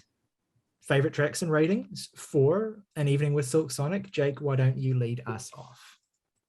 I'm gonna say my favorite tracks are After Last Night, Leave the Door Open, Smoking Out the Window. Least favorite song is probably gonna be 777.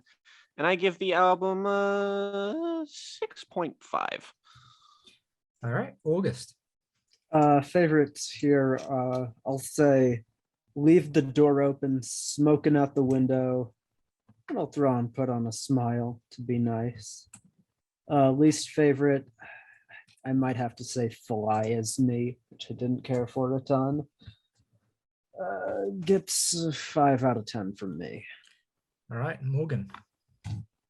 My three favorites. Favorite is definitely Smoking Out the Window, followed by Leave the Door Open and After Last Night.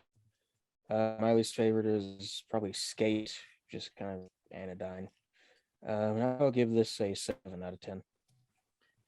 All right, my three favorites are Leave the Door Open, Smoking Out the Window, and then I'll say Blast Off as my third favorite.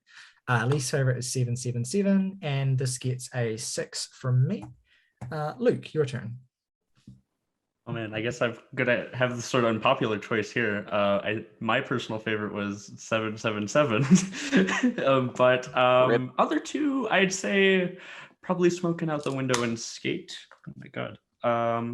I think least favorite is probably I think someone mentioned it as Smile. What was it? Put on Put on a Smile. Smile. Yeah. Put on a happy face. I'd say man, I'm bad at I can rate movies, but I can't rate music. So I don't know if this is a drastic rating, but I'm gonna say maybe 7 out of 10. I mean, I don't see anything drastic about a 7. It's a good solid number. Yeah. Because 777. Yeah, no, true that. All right, so that gives us an average of 6.3 for an evening with Silk Sonic. Now let's move on to our second album of the episode, which is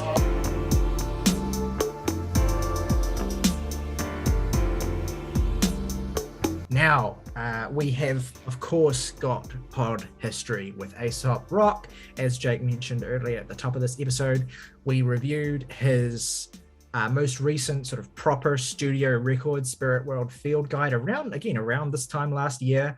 It was a record that was received really, really well broadly on this podcast, was in our top 10 of the year at the end of the year.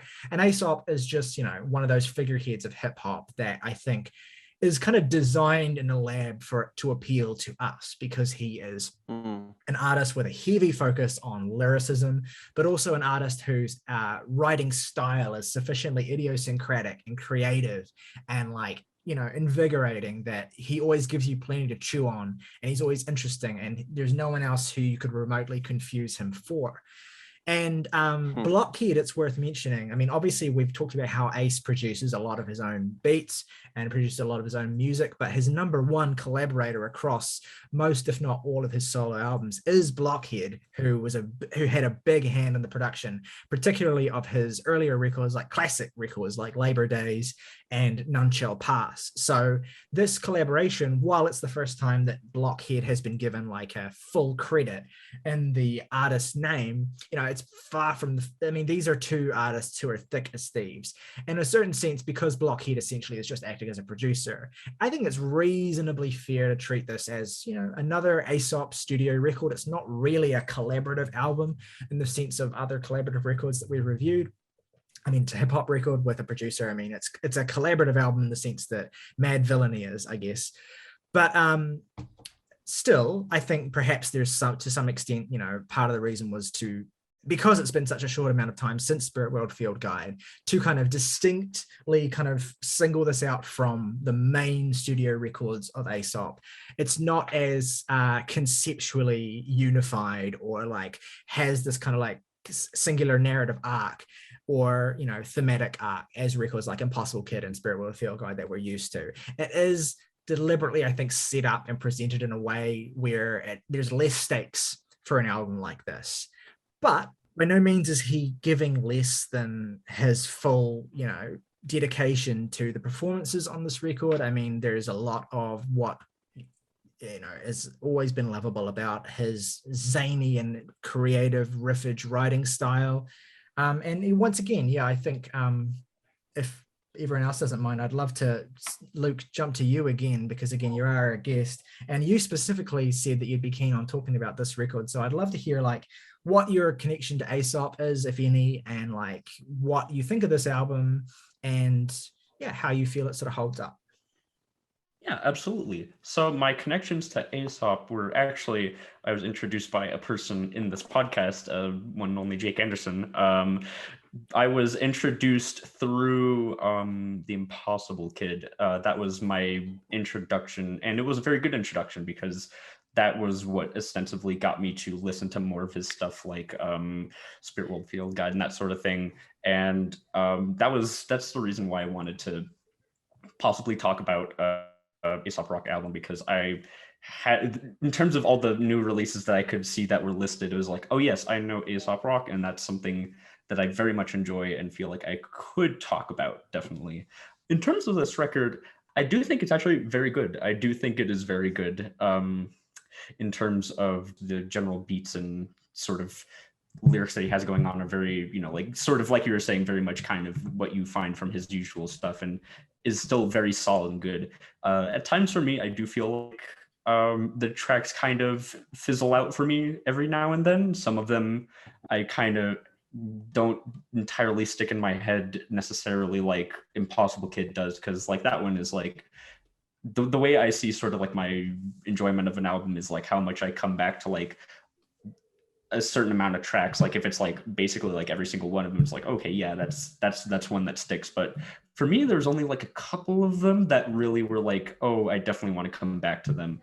Like here and there, I think, but again, like as a whole, it's still like a very, very solid album, I'd say. I guess it's just my expectations with like Aesop at that point were sort of like, oh, this is just some incredibly great stuff. But then, after you have another one that's sort of like, very much solid, very much good, it doesn't feel as interesting as maybe like whatever my introduction was. But at the same time, if it was a different album, maybe I'd feel differently about it. But I think it's kind of solid, but not anything that super, super like grabs me as much as some of his other work. But it is very good. There's some ones that I love very much so. As the resident big Aesop fan, if I'm being perfectly honest, this is pretty easily my least favorite thing I've heard from him. And it's for reasons I didn't entirely expect. Broadly, I'm positive on it. I think it's, like Lou said, I do think it's a solid effort where all the parties are putting their best foot forward. That said, I find there to be a relative inconsistency for, of all things, Aesop himself. Not so much in terms of lyricism. I feel like you're still getting these really verbose, really dense, wordy bars that you can sort of parse through, kind of an MF Doom kind of thing. That he again, his pen game is never not incredible, and that's not really, this album is, that's not an exception here. But when it comes to some of his deliveries, flows, and hooks, I don't know if it just accentuates it, that I think Spirit World Field Guide had some of his best hooks and best flows and like smoothest deliveries, is that there are ones here that are distinctly more labored and kind of clumsy. The track Wolf Piss comes to mind, which the hook on that song, oh god, it's so like, it sounds like he's literally tripping over himself to deliver this bar from like on the chorus over and over again. And it's just like, it kind of, and the way his vocals are kind of like double tracked on it too, makes it like very strangely grating. And that doesn't happen like all the time, but it infrequently does. And I could honestly say the same for Blockhead. Broadly, I'm actually a little bit hotter on his beats on this album than I am Aesop's deliveries. I like how a lot of them are, there's sort of a interesting kind of psychedelic tinge to some of them that I think have a really good lasting impact that I really, really enjoy. But then there are other ones like Legerdemain that just, they come off as kind of plodding and relatively kind of annoying. They kind of have these like cycled noises that are like, and it's just kind of like, that's odd. And these sounds and these like more electronic texture things that he's played with before, like he did his collab album with Tobacco, where that was the case, but I think on the Impossible Kid it was sort of the best synthesis of this. And there is also, like, I feel like there's a distinctly more apocalyptic and sort of dire tone that this album has, that even Spirit World Field Guide didn't really have. That was sort of like dressed up and sort of a makeshift mythos that he had that was really alluring. Whereas this is sort of like drenched in a sort of grimness that Aesop does really like lean well into, that I find particularly interesting. But there's just the clumsiness to the structure here. I feel like every song here, even the ones that I really, really like, I feel like all of them are too long. Like all of them go on for like a minute longer than they should. And with the way the album's mixed, it tends to make the actual like process of listening to this somewhat grating. I know that we all kind of had sort of a problem with the issue. Like the only problem we had with Spirit World Field Guide was the fact that his production in it was that his vocals could tend to grate on you because the album is a decent like length, and the particular style that he's working with, it's like he's right in your ear, and it tends to like grate on you even when you're like really enjoying it. And I feel like that problem is actually a little bit more pronounced here, just because the flow of the album is distinctly less purposeful. Like this, there's definitely some good issues of sequencing. I think the song Difficult is sort of where the album sort of starts to hit a bit of a stride for me through Flamingo Pink. I think that's a really good sequence, but other than that, it just sort of feels like the songs here just sort of thrown in piecemeal. I don't really find sort of cohesiveness to the way they're arranged particularly.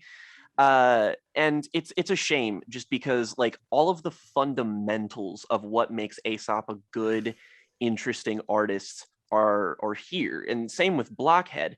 It's just that they're all applied in a way that lacks concision, and it ends up making the album feel a lot flabbier and a bit less focused than I feel it should. I love a lot of the way that it sounds and a lot of the way that like sometimes that it's delivered, but it ends up being a project that I find moderately disappointing. Even though I wasn't anticipating this, it feels like a pretty stark drop off from Spirit World Field Guide, which I do consider to be among his best. So it was moderately disappointing for me, but I like it. But it's got like it's a bit of a death by a thousand cuts thing. There's a lot of little problems that plague this. Right. I don't think I feel quite as harshly, but I do share a lot of the sort of critiques that you're voicing. Like, I think the thing about Aesop is that he's such a manic kind of like in your face and dense performer and lyricist. Like he throws so much at you, and if anything, he pares that back a little bit here from Spirit World Field Guide. But the thing about it is that what makes his records work, and particularly his best records, is that when he has a kind of unifying concept or a sort of thematic through line, then it makes it easier to sort of get into what he's doing and start to pick it apart and start to really unpack it. And I don't think this is necessarily a flaw, but it is a limitation of this album that I think gives it a considerably higher barrier for entry. Like, I think that if I were to like, if it were my job, if I were paid to review this, then I would have to, spend a lot more time with it. And I would have to be really kind of like giving it listen after listen and really digging into it, because it's not a record that has an easy way in. And it's a record that I think if there is a kind of unifying concept or theme, I haven't quite discovered it yet. But I'm not going to assume there's not, because with someone like Ace, you never know. Like he's 2 steps ahead all the time. There is one unifying lyrical motif throughout the album, and that's of course the piss motif. Yeah. He mentions piss on like half of the songs. Yeah. And I think it's a really funny little way to tie a lot of this together. Yeah, and like the Be title of cool. the album, of course, being Garbology, like you get a sense of like, you know, the trashiness or like the forgotten, or the aesthetically, you know, less pretty. And I'm sure there's a societal sort of context and subtext to all of that as well.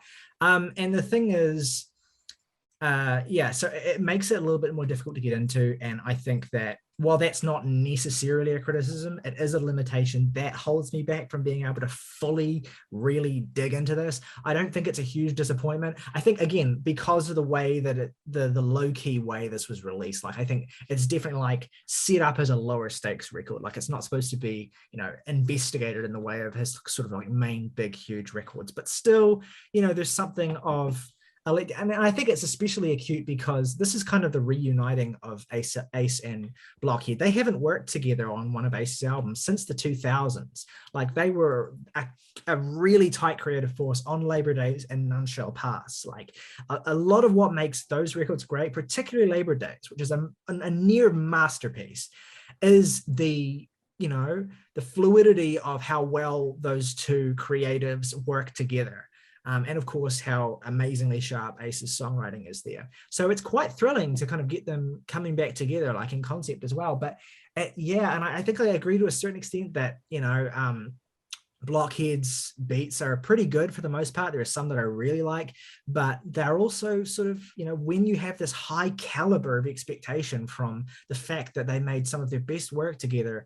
And Blockhead's been working consistently with Billy Woods this decade. Like he's been a huge production hand in just about every album Billy Woods has made in the last 10 years. And those records sound incredible. And so there is a certain level of expectation that I think Blockhead doesn't fully deliver here. And I think I agree as well with the sense that this can feel baggy. I don't think there are particular songs that hold it back, although there are some that I enjoy less than others, like Flamingo Pink, for example, and Fizz, which I think has a really weak hook. But there's also just this bagginess within songs too, like Jazz Hands, for instance, which is a solid sort of entry into the record, but, you know, Ace delivers this, you know, fiery verse, and then just the last minute of the song, he's just not there at all. And it's just this kind of cycling beat over and over and over again until the song runs out. And whereas I think that song, I know, despite what Jake said, I think that songs like Wolf Piss and Legal Domain are strong points on the record because they feel a little more fleshed out. And, you know, a little more like full Aesop Rock songs, but then you have other stuff like All the Smartest People and Flamingo Pink and songs like that feel a little less sort of, you know, memorable or clear. That said, I do think the record does kind of find a bit of a stride with its last three tracks. I think the last three are all pretty strong. I particularly like the closer, Abandoned Malls, which is a little bit more low-key, like it's fitting in with the rest of this record, which is definitely not a record about sort of slapping you in the face with sounds, but it is a really nice, luxurious vibe that Ace fits into well and doesn't kind of spoil. But there are other points on the record where he's rapping so intensely, and again that mixing thing, which is again my one critique of Spirit World Field Guide. It's not a production thing, it's a mixing thing. It's just that his voice is too loud sometimes, and you have to turn the music down, which is annoying, and it's still a problem here. But it's almost acute. It's almost a bigger problem here because some of the atmospheres and vibes that Blockhead's putting together are so like, you know, lush and full of like, you know, sort of stuff you'd really sort of vibe to and kind of fall in with. And Ace is kind of like almost in conflict with it sometimes, which is a real shame because, yeah, I've gone back to Spirit World Field Guide this year, and that album, I mean, that is an album that just hits. It's an album that does not diminish with repeat listens. It's an album that gets better, if anything. And I mean, I think it's one of the most underrated records of last year in terms of like how big it should have been. Absolutely fantastic, one of his best records. And so, yeah, this is a low stakes project. It comes quick on the heels of that, so it has a certain level of expectation despite the way it's packaged. But yeah, I enjoy it. I've enjoyed listening to it. I think the beats on the songs Difficult, More, Cycles, and The Sea in particular are really great beats on those tracks. It's just the whole thing doesn't really, like, if it has this cohesive identity aside from Piss, then I haven't found it yet. I think there's, you know, definitely more taking apart that I could probably do, but it's hard to be invested when you have when Ace has created such a piss kink. when Ace has created such a high standard for his work as well. And look, yeah, and I know, and I feel bad because this is like very much the episode of like celebrated new records that we're just kind of like being frustratingly middling on. But I would love to hear from people in the comments who think this is, you know, a really high tier project, because I'm sure there's stuff that I'm maybe not fully appreciating yet. But you know, it is what it is. You know, it's worth saying that you just are not more frustrated than us. yeah, exactly. I mean, that's simply like, I just listened to this and I'm like, damn, I really kind of just want to go back and listen to Impossible Kid. Look, it's more Ace. I'm glad it exists. It's definitely not hard to listen to. It's just, you know, when you have that kind of standard, it is like, it's a lower. And you know, it gets a little bit less of a pass from me for being low stakes, because honestly, that's the charm of Aesop, is that he's always kind of low stakes. Like, that was the surprise of Spirit World Field Guide for me, was that album was a bit more of like, at least for him, it was like, it was a bit of a dressing up. There was a bit more of a conceptual edge to it. But like, my favorite from him, The Impossible Kid, is just like, it's like, yeah, it's a studio release from Aesop Rock, but it's just like, there's nothing about that album that's like punches you in the face and screams, pay attention to me. It's just like, it's a release from Aesop Rock, just like Labor Days was. It's just that those albums are really fucking good. So yeah. Morgan, August, anything you want to add? Mostly that I agree with a lot of Jake's sentiments. I like the production here. I honestly think it's an improvement over the production on Spirit World Field Guide. Like, I think this is a much more lush textural album. But yeah, then there's still the problem of Ace's voice being a little too prevalent in the mix, a little too high up there, that just diminishes a couple of these beats. Yeah, I know. There's just some times where you're like, I get it, you're this big wordy guy, but could you just write a good hook? You know? I swear to God, like every time I listen to the song Fizz and the hook is just like, you were such a lame, let me get a fry. I'm like, what? Oh God, it's bad. Yeah, What are you doing, it's dude? bad. That's really funny to me. I found that hook funny, but I wish it was I didn't like how the beat meshed up with the hook. Yeah. Like, where it's got that fucking annoying vocal sample. It's like, it just loops over and over and over and over again. No, but yeah, I don't know. I just wanted something that was a little more immediate, had a little more punch to it. And Aesop admittedly has done that before. I mean, there's Malibu Ken and Impossible Kid, both of which very visceral, impactful records. Even some tracks on Spirit World Field Guide are pretty hard to not just immediately sink into. Yeah, I mean, it's fine. It delivers on what Aesop does well. If you like him, you'll at least get something out of this, is what I can say. And I do think there are tracks like All the Smartest People where I really dig the flow and the storytelling to that track. And I think Jazz Hands kind of building up to that instrumental passage after this kind of track about just the decrepit state of America, the world, or however you want to read it. I thought that was a really fun little outro. But yeah, overall, I think it's decent, not horrid, but also not really something to write home about in his pantheon of studio records.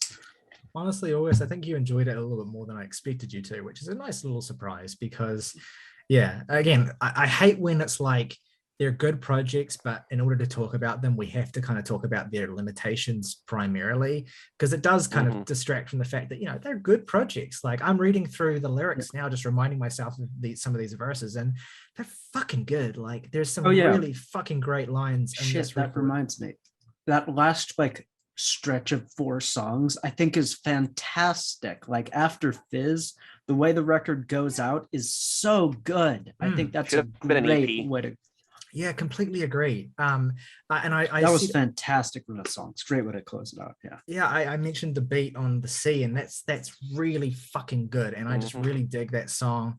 And again, some classic great bars that are just so like imagistic and like impressionistic from Aesop. Like, if a single point of light off in the distance got you fuddy-duddies tripping, you should see me when I'm colors from the prism. I don't know if you're busy, but the bunker we resist in got a cupboard full of skulls. You'd make a wonderful addition. Listen, I could back a nail out from the inside, scratch through the lid and dig a tunnel toward the wind chimes. Like, he just gets on that level. Oh, and he has a line in that verse where he's like, bars. he has a line on that verse where he's like, yeah, this is my Jumanji, not your zombie land. And that's just like such a funny like reference. And known for taking 5 to stick my tongue out in the autumn rain. That's just how I auto save. Like, he's so fucking funny. And there's a lot of that in this record. And so like, yeah, I think we've spent plenty of time talking about its limitations. So I just want to emphasize that, you know, Ace is not like phoning it in. He's just everything I wear got 3 wolves. There is no Ace, only Zool. Like, come on, man. He's so funny.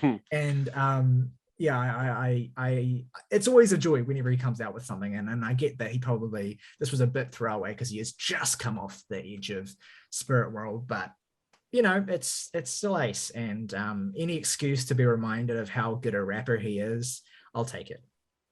Favorite tracks and ratings for Aesop Rock, Blockhead, Garbology. The fuck just happened to your face? I don't know. I broke. Let's go in reverse order. Luke, why don't you hit us off first? Alrighty then. In terms of 3 favorite tracks, I'd say my favorite is name of it is That's Not a Wizard. All the Smartest People, and I actually did really like Fizz, but I can totally understand what you guys were saying now thinking about it, because that was sort of what I thought with the background beat going on during that song. I was like, oh man, this is going on for this whole thing. All right. Least favorite track, I can't really say, because like there's like a good third of them that I don't really remember very well, even like listening back to them. So like, yeah, Wolf Piss, I don't know. Something. It just went for the sake of picking one. And I'd say my rating is probably like a 6, I'd say. All right. My 3 favorite tracks on this are Leaguer Domain, Difficult, and Abandoned Malls, I think. Oh, actually, it's quite tough to pick. Least favorite is, I think, Flamingo Pink, say. And I will give the album a 6.5. Yeah, my 3 favorites are That Is Not a Wizard, which is also maybe my favorite song title of the year. Because like, what are you confusing with a wizard, Ace? What the fuck could that be? A magus? I will also say jazz hands, and I also really dig Fizz. Least favorite, I'm probably gonna say Flamingo Pink, because I can't recall it. And I will also give this 6, and yeah, I have a half, 6.5. Have a half on the house. August. Favorites are That Is Not a Wizard, The Sea, and Abandoned Malls. Those last 3, like I said, I really liked them. Least favorite, Pink Flamingos or whatever. Not out different John things. Waters. Very different things. 6 out of 10. This No, just, John Waters rocks. I love John Waters. He's it great. does, but it's also probably for the best that this does not end with Aesop Rock eating a dog shit. Yeah. So, yeah.